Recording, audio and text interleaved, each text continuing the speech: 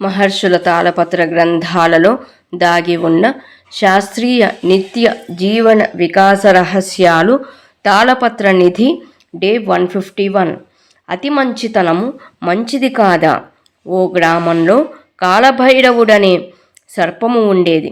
అది తన భీకర విషజ్వాలలతో ఆ ప్రాంతం ప్రజలను గడగడలాడించేది.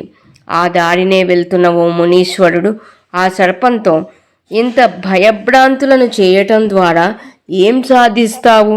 నెమ్మదితనము, జాలి, కరుణ, ధర్మబద్ధమైన జీవితమే పరమేశ్వరుని కృపకు దగ్గర దారి అని చెప్పాడు. ఆపై ఆ పాము అలానే జీవించసాగింది. కొన్నాళ్ల తర్వాత మళ్ళీ అటుగా వచ్చిన మునీశ్వరుడు చిక్కి శల్యమైన పామును చూసి, ఏమిటిలా అయ్యావు అని అడిగాడు.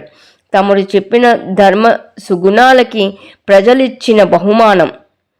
నన్ను చూస్తేనే ఆమడ దూరం పారిపోయే ప్రజలు రాళ్లతోనూ కర్రలతోనూ కొట్టి ఆనందిస్తున్నారు అని చెప్పింది.